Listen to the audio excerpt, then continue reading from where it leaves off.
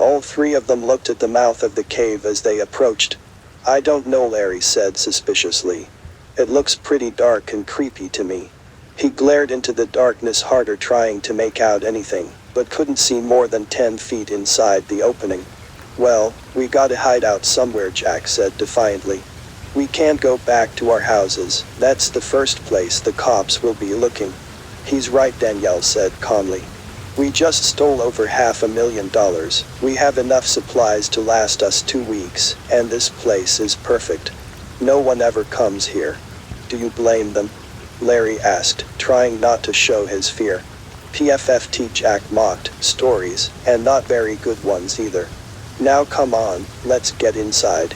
They moved into the cave carefully, each of them holding a torch.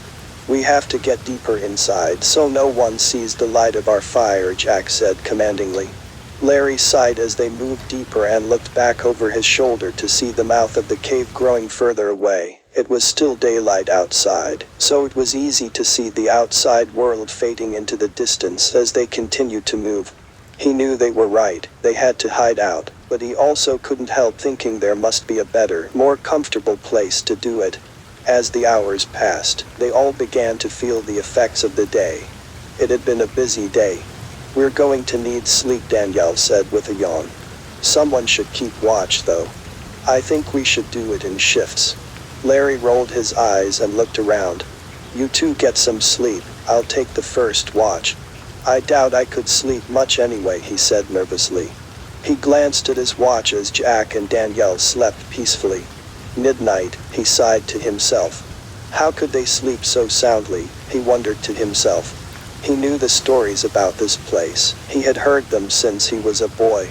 As he watched the flames from the fire dance before him, he heard a noise from down one of the tunnels that intersected where they slept. He glanced nervously over at his sleeping friends. Whatever the noise was, it hadn't woken them up. "Must be my imagination," he muttered softly to himself and hugged his knees. He heard a soft giggle come from the tunnel, like that of a small child. He peered into the darkness to try to get a glimpse of what made the sound, but couldn't see anything. "Ugh," he sighed. "I better go check it out." He rose and began to walk carefully down the tunnel. In the distance, he could hear running water. He approached the sound slowly with his torch in one hand and his gun in the other. He approached the water, which was flowing fast towards a deep chasm a few. He heard the soft giggle again. Larry turned quickly and saw a small boy standing a few feet in front of him. He held up the torch and playfully said, "Well, what are you doing in a place like this?" The child remained silent with his head hung looking at his feet.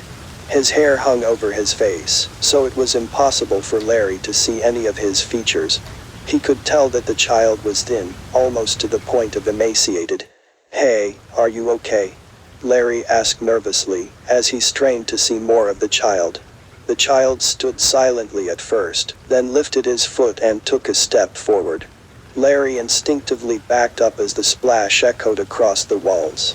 The boy took several more steps towards him, causing Larry to back up even further.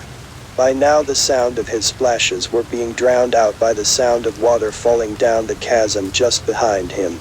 He was so mesmerized and terrified by the small boy he wasn't paying attention. His foot reached the edge and he stopped and looked down in the darkness. Water fell over the edge of a hole about 5 feet in diameter and disappeared far below somewhere. He didn't hear it hit anything, so he knew it must go on for quite a while. While he was busy looking down into the blackness, the child was all the while approaching until by now, he was standing directly in front of Larry. When he finally looked up, the boy was inches from his face. The hair was gone from in front of his eyes, which were nothing but holes as black as the hole behind him. His skin was gray and hung loosely on his face. He smiled and Larry noticed he was missing several teeth. In a gravelly voice, the boy asked, "Do you want to play with me?" Larry was so surprised he forgot about the hole just behind him and jumped back. His screams echoed throughout the tunnel as he fell into the endless blackness until they faded into nothing.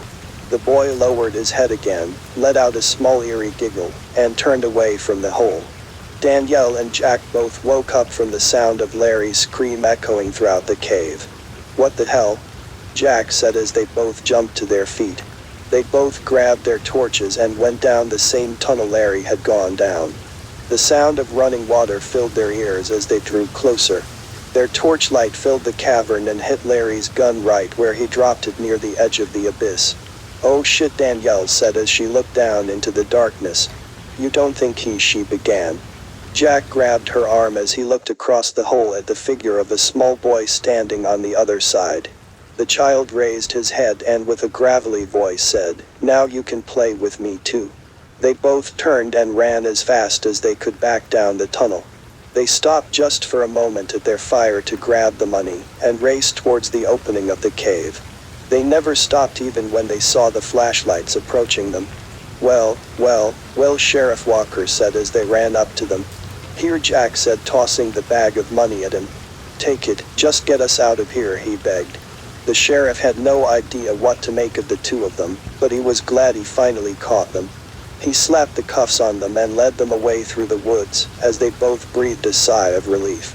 Even though they were under arrest, they suddenly felt safe.